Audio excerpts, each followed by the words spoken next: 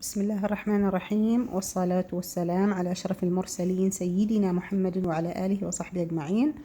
طلبة الصف الثاني عشر، عساكم بخير وعافية. اليوم إن شاء الله تعالى مثل ما وعدتكم سأتناول تحليل قصيدة ما أبتغي قل أن يسمى للشاعر أبي الطيب المتنبي من محور المتنبي. في الحصة السابقة تعرفنا على المتنبي، تعرفنا على شخصيته، تعرفنا على حياته، تعرفنا على كيف أن الشاعر كان شديد اللصوق بشخصيته، أهم فنونه وأغراضه الشعرية، ومثل ما اتفقنا على الطالب أن يكون فاهم وملم بتلك الفنون حتى يستطيع أن يجيب على أي سؤال يرد في الاختبار النهائي. لما نأتي إلى تحليل هذه القصيدة لن أغوص في تحليل القصيدة، لأن الكثير من الشروحات والتحليلات التي وردت في تحليل هذه القصيدة، سواء كان من شرح القصيدة، شرح الأبيات، المعاني، التحليل وغيرها من أمور. أريد أن أركز اليوم يا طلبة الصف الثاني عشر على ما هو المهم في هذه القصيدة، وكيف أستطيع أن أربط هذه القصيدة بأي نص خارجي له علاقة بأبي الطيب المتنبي. نأتي نمر على السريع هكذا مرورا سريعا. ما أبتغي قل أن يسمى لأبي الطيب المتنبي. إذا جئنا إلى عنوان القصيدة نلاحظ بأن الشاعر تحليل العنوان ما أبتغي الذي أريده قل عظم أن يذكر. إذن إن دل على شيء فإنما يدل على أن هنالك طموح كبير جدا لأبي الطيب المتنبي يسعى إلى تحقيق ما هو في منزلة ومكانة عظيمة جدا. لذلك قال قل عز وكبر وعظم أن أقوم بذكره. ويقال بأن أبي الطيب المتنبي كان يسعى إلى أن يأخذ ولاية وأن يكون أو تكون له مكانة ومنزلة عظيمة جدا. الفكرة العامة لهذه القصيدة: رثاء الشاعر لجدته، الوحدات الفكرية، بدأ الشاعر بالتأمل في حقيقة الموت، ثم حزن وانكسار الشاعر، ثم بعد ذلك الفخر بالنفس. نلاحظ هنا من خلال هذين المثلثين بأن هنالك تجديد حدث في ثلاثية الرثاء عند أبي الطيب المتنبي. فمثل ما هو متعارف عليه في قصائد الرثاء عند العرب، أن تبدأ قصيدة الرثاء بالتأمل والتفكر في حقيقة الموت، ثم بعد ذلك يدخل الشاعر في تعداد خصال الشخص المتوفى ومدحه، وأخيرا يلجأ إلى تعزيته بنفسه. أما أبي الطيب المتنبي فنلاحظ بأن القسم الثالث من مرثية الشعر العربي جدد فيها، فبدأ بالتأمل ثم عدد الخصال، ولكنه ماذا؟ اتجه إلى الفخر بنفسه. وإن دل على شيء فإنما يدل على أن الشاعر لديه نزعة التفرد والتوحد، وبأن الشاعر دائما يتسم بالغرور ويتسم بالاعتداد بالنفس.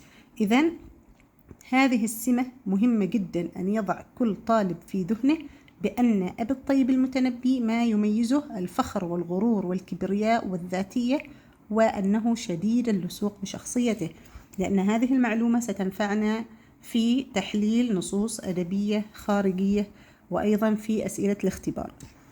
أيضا المهم في درس أبي الطيب المتنبي نركز على السمات، لأن سمات النص وسمات أسلوب الكاتب هذه قد نستفيد منها أيضا في تحليل أي نص خارجي.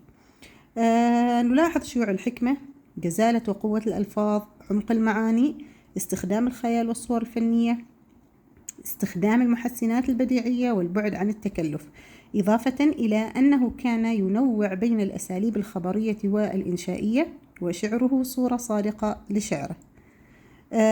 الآن نأتي إلى سمات أسلوبه. إذن الأسلوب الذي يستخدمه الكاتب أو استخدمه في هذه القصيدة، سنلاحظ بأن الحزن والانكسار سيطر على العاطفة لأنه يرثي جدته، التجديد في بنية القصيدة، الإكثار من استخدام ضمير المتكلم، وإن دل على شيء مثل ما قلنا الآن فإن ذلك يدل على التفرد والتوحد ورغبته في تعظيم نفسه.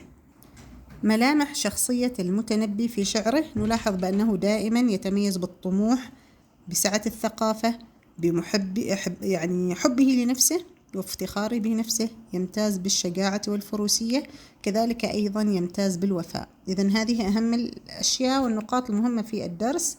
ومثل ما أخبرتكم بأن شرح القصيدة وغيرها يوجد في الكثير من الملفات، ويوجد في الكثير من المجموعات تم عرضه. ما الذي يجب علي أن أركز عليه أثناء مذاكرتي لمحور أبي الطيب المتنبي وهذه القصيدة؟ طبعا استفدت من هذا الملخص للأستاذة صالحة راشد العريمية من مدرسة بلاد بني بوعلي. الأستاذة صالحة جزاها الله خير قامت بتلخيص بعض النقاط والأشياء المهمة، وأنا وددت أن أضيفها إلى المقطع، لأني أجد فعلا بأنها وفقت في ماذا؟ في عرض هذه النقاط. أهم شيء يجب علينا أن نركز عليه، نركز في تحديد المعجم السائد في كل مقطع. فمثل ما قلنا أثناء مناقشتنا لطريقة مذاكرة كتاب المؤنس، بأن دائما أسئلة الاختبار تركز على ماذا؟ على المعجم. فمثلا يطلب السؤال مني استخراج معجم الحزن، استخرجي لفظة دالة على معجم الحزن، أو استخرجي تركيب دال على معجم الحزن. لذلك عليك أيها الطالب أثناء الإجابة على هذا السؤال أن تركز على المطلوب.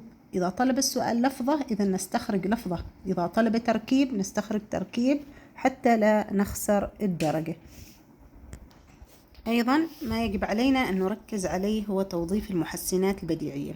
في الاختبار أحيانا قد يطلب من السؤال استخرج محسن بديعي أو استخرج محسن معنوي.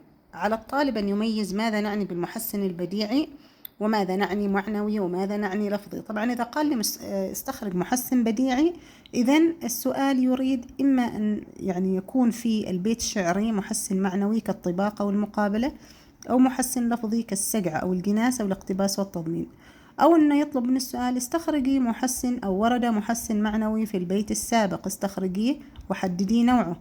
فالمحسن المعنوي أنا في ذهني بأن المحسن المعنوي إما طباقة أو مقابلة، وأنظر إلى البيت الشعري. كذلك بالنسبة لللفظي يجب على الطالب أن يحفظ ما هي المحسنات اللفظية في اللغة العربية: السجع، الجناس، الاقتباس والتضمين.